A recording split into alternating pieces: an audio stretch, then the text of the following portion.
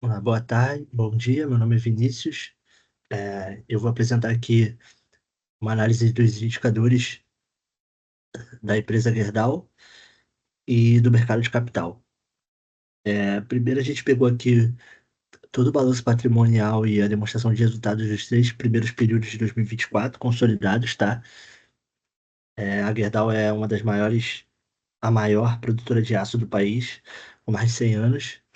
E vamos aqui para a análise dos nossos indicadores, ok? Então, começando aqui por alguns valores que vão ajudar a gente a fazer a conta desses indicadores, a gente tem um custo médio de venda, né? Que basicamente é a nossa média do custo de vendas durante todo esse período. A gente tem o nosso valor de compras, né? Que é esse custo médio de vendas menos o nosso estoque final do período, mais o estoque inicial, essa relação dá o nosso valor de compras. Temos o nosso contas a receber média, que é a média da nossa contas a receber durante todo esse período. Temos também outro valor que vai ajudar a gente a fazer os cálculos, é o estoque médio, a média do estoque durante todo esse período, e a média do contas a pagar, beleza? É, Então, começando falando do custo médio de venda, né? Ele é um índice muito importante para a gente poder calcular qualquer coisa ou fazer qualquer análise dos indicadores, porque ele ajuda a empresa, os acionistas a avaliar a eficiência operacional, né, da empresa e financeira. Então, a gente tem uma relação aqui, por exemplo, do custo médio de vendas junto com a nossa receita líquida de vendas.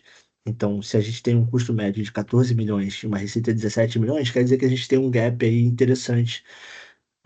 Seria um bom indicador, entendeu?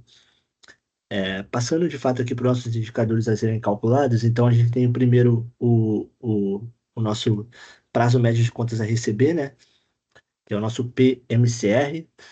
A gente calcula ele pegando esse contas a receber, né? A nossa média dos contas a receber, multiplicando por todos os dias do ano, né? E dividindo pelo a nossa receita líquida de vendas no final do período, tá? Esse prazo médio é uma relação de que quanto menor ele for, é melhor, né? Porque a gente tem um fluxo de caixa mais desenvolto. A gente tem o valor de vendas mais rapidamente para a empresa, né? Então a gente tem esse giro melhor. Passando aqui para o nosso GCR, que é o nosso giro, né? De fato, o nosso giro de contas a receber. Então, quanto maior também vai ser melhor para a empresa. Então, essa relação aqui, a gente está vendo que o prazo de cobrança ele diminui conforme maior for o nosso giro de contas a receber, né? Então, a gente tem o contas a receber média e ele vai ser um divisor, né, da receita líquida de vendas no final do período, beleza? Então, passando para o nosso prazo médio de estoque, né, aqui já falando de estoque, a gente tem uma relação aqui de que quanto maior for esse prazo, é pior para a empresa. Então, a gente tem um prazo maior com esse estoque. Vai ser sempre pior quando a gente estiver falando de estoque, né? Ser mais dias. Então, para calcular ele, a gente vai pegar a nossa média de estoque durante todo o período, vezes todos os dias do ano, dividido pelo custo médio de venda durante esse período também, tá? Então, a gente tem aqui 406 dias, o que não é um indicador muito bom, tá? Passando para o nosso giro mesmo de estoque, aqui é onde a gente vai calcular o coeficiente de giro desse estoque e, e o quanto isso vai ser. Na verdade, ele é o número de vezes que o estoque se renova, né? Que a empresa renova o estoque no período. Então, obviamente, quanto maior a gente renovar o estoque, quanto mais vezes a gente renovar o estoque, melhor. Então, é uma relação aqui de quanto mais, melhor. Quanto maior, melhor, né?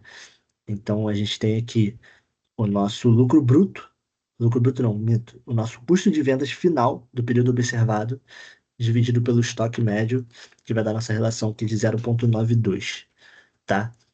Passando aqui para o nosso PMP, que é o nosso prazo médio, falando de pagamentos aqui agora, né?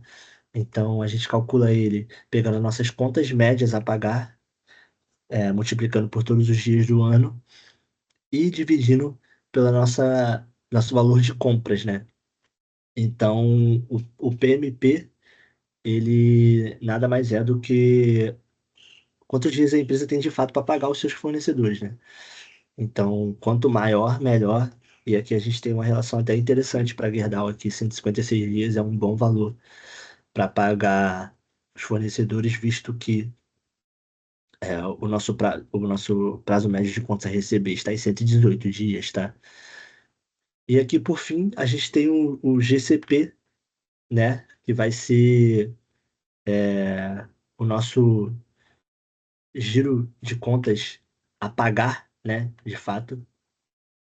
É, Então, a gente tem esse coeficiente aqui que ele é calculado justamente pela, co- pelo, pelo valor que a gente tem de compras, que a gente teve de compras, né?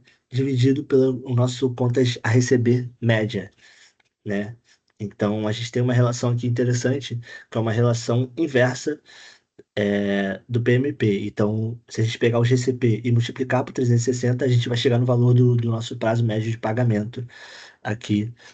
Então, é uma relação inversa. A gente tem aqui um coeficiente de 2,55 para Gerdau. Beleza?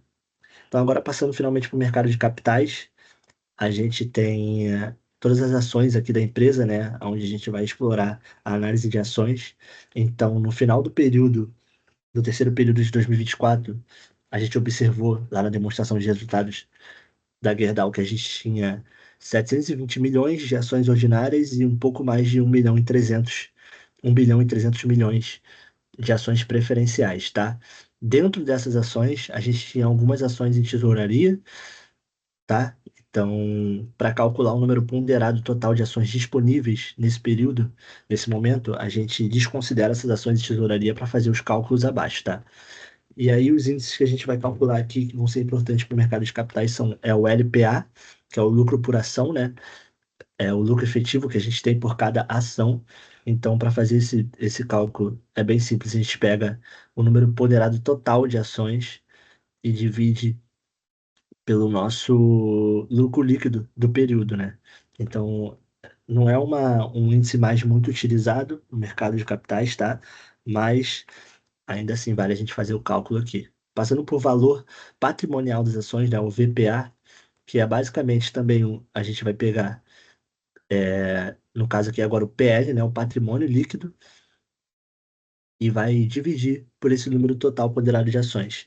É, Esse VPA ele vai dar para a gente o valor patrimonial das ações, né? Que é o patrimônio da empresa, o quanto que essas ações estão valendo, beleza? Por ação, aqui ainda falando por ação, né?